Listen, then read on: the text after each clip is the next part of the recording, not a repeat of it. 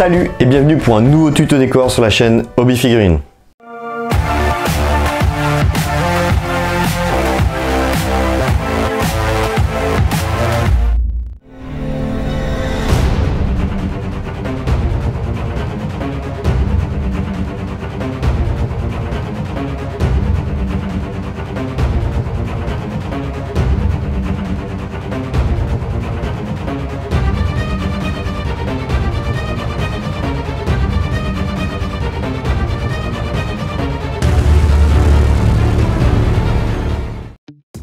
Donc aujourd'hui, vidéo tuto décor pour réaliser des cratères pour vos tables de jeu, que ce soit pour Warhammer 40 000, Bolt Action ou Star Wars Legion et j'en passe. Les méthodes appliquées sur ce tutoriel sont simples, efficaces et j'ai essayé de faire en sorte que ce soit le moins coûteux possible pour vous. C'est vraiment très abordable à tous et le rendu est vraiment top pour une table de jeu. Pour la création des décors, j'ai utilisé une plaque de carton plume pour réaliser ma surface qui va accueillir ce cratère. Donc j'ai fait un cercle pour le cercle intérieur pour recevoir en fait le nombre de figurines souhaitées par type de jeu, et ensuite un grand cercle extérieur pour avoir la forme finale du plateau de ce cratère. Donc je vais découper ça avec un cutter, donc faites très attention bien sûr à cette étape, et je vais venir biseauter pour faire un petit champ, un petit côté bien plat pour éviter d'avoir ce côté un peu carré aux extrémités, et je viens arrondir le tout et nettoyer avec du papier abrasif pour rendre la chose lisse. Alors bien sûr le cratère, faut pas que ce soit un cratère qui soit pile poil rond, hein, c'est pas obligatoire. Je vais utiliser une pâte auto-durcissante, donc c'est de l'argile auto-durcissante que j'ai acheté chez Cultura, qui va me servir en fait finalement de faire les gros volumes, parce que je vais utiliser après de l'enduit de lissage, mais l'enduit de lissage est très bien pour la petite épaisseur, mais pour la grosse épaisseur je vais utiliser ce type de matériau. Donc je vais faire différents boudins qui vont être colmatés ensemble pour réaliser la base en fait du cratère, c'est-à-dire les extrémités, la partie haute, pour gagner en épaisseur. Donc je viens voilà le souder comme vous voyez à l'image. Prenez exemple sur ce que je fais, un cercle qui va être soudé avec la surface, donc aidez-vous un petit peu d'eau. Ne pas trop humidifier non plus pour éviter d'avoir voilà, les grandes eaux sur votre décor, parce que ça mettra du temps à sécher et que la terre va craqueler un petit peu si elle est trop humide. Donc voilà, je viens bien sûr bien souder cette terre sur mon support avec les doigts, donc il n'y a pas de panique, ça se retire très bien. Après avec de l'eau savonneuse, vous pouvez vous nettoyer les mains sans aucun problème. Alors l'avantage de la pâte auto-durcissante comme ça, c'est que il n'y a pas besoin de cuisson, donc c'est un matériau que j'utilise pas mal et j'aime beaucoup. Et ça permet de faire des volumes et des sculptures sympas. Donc là on rentre vraiment dans la création du support, et ensuite on va l'animer en faisant des petites formes comme on peut voir sur les images de cratères. Donc une sorte de soleil, d'ondulation, de choc en fait, lié à un impact. Donc voilà, on va mettre pas mal de petits amas de petits boudins de terre un petit peu à droite à gauche. Donc le mieux c'est de mixer les différentes tailles, les différents volumes pour faire des effets sympas et naturels. Faut pas que ça ressemble à un truc qui soit tous de la même forme, de la même taille. Le but c'est vraiment de mixer, donc faut pas hésiter à faire des petits, des grands, bref, pour faire cet effet d'ondulation comme les cratères qu'on peut apercevoir dans les films, ce genre de choses. Donc je laisse le tout sécher bien sûr avant de passer à l'étape suivante, donc au moins une bonne nuit. L'étape suivante va consister à mettre de l'enduit de lissage pour recouvrir toute la surface. Alors je ne l'ai pas dit bien sûr avant, mais il est important de chaque étape de séchage de bien mettre du poids sur chaque extrémité pour éviter que le support gondole. Donc c'est super important. Donc une fois que j'ai appliqué mon enduit de lissage, je viens tapoter pour donner un petit effet sympa, éviter d'avoir le côté tout propre, tout lisse, pour avoir une granulosité grâce à de l'essuie-tout que je viens tamponner.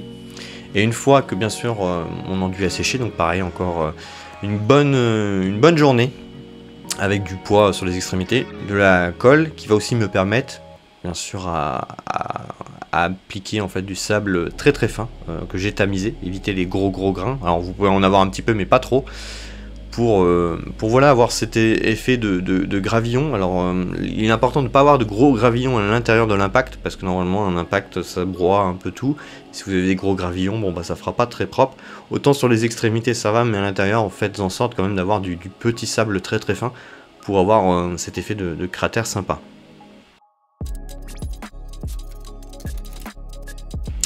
Donc je viens bien sûr tapoter pour retirer les excédents et laisser sécher le tout.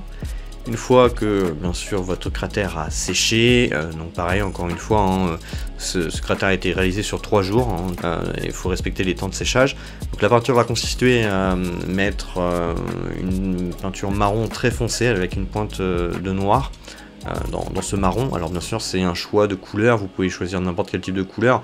Moi je m'adapte au tapis de chez Crank Wargame pour que celui-ci soit en cohérence avec mes cratères. Et donc je commence par un choix très sombre, très foncé.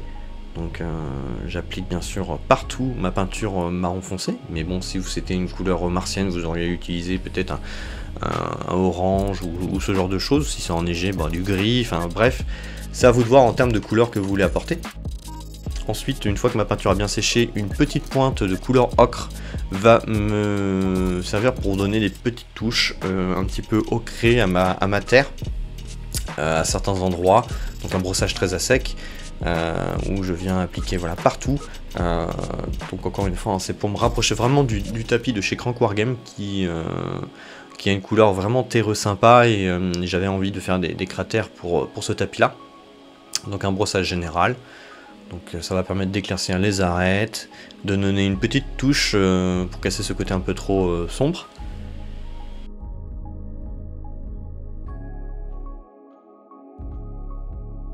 Et puis en dernier éclaircissement, une couleur un peu ficelle, donc ça ressemble un petit peu à un racard de flèche, hein, pour ceux qui connaissent la référence. Donc pareil, un brossage à sec. Pour la petite touche finale, hop, on vient brosser tout le décor. Donc le mixage de ces 3 couleurs là fait en sorte que ça rende pas trop mal sur mes tapis, enfin sur mon tapis de chez Crank Wargame marron, et c'est un choix de couleur voilà, que je fais habituellement pour les décors qui vont sur ce genre de tapis. Encore une fois, faites-vous plaisir, faites comme vous le souhaitez, ça c'est le plus important. Donc ça permet, voilà, dernier éclaircissement, de casser. Voilà, c'est ce côté sombre, et puis de mettre en valeur vraiment les petits reliefs, les petits gravillons. Et la zone d'impact, bien sûr, va être foncée juste après. Donc c'est un choix bien sûr personnel, mais vous pouvez soit le foncer, soit directement appliquer de l'or artificiel au milieu. Mais moi j'aime bien foncer en tapotant avec un gros pinceau couleur noire pour faire un effet un peu carbonisé au centre.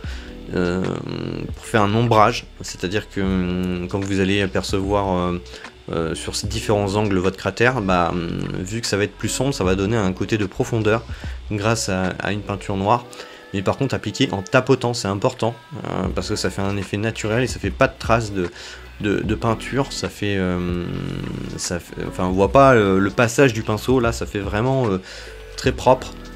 Très maquillé, et c'est l'objectif. Ça fait un dégradé naturel et c'est plus intense quand même qu'un brossage à sec, mais en même temps ça fait pas de traces. Donc moi j'aime bien cette technique là, mais il faut quand même un pinceau assez large. Donc je fais ça sur mes cratères, et puis le tour est joué. Mes cratères sont maintenant complètement utilisables pour mon tapis.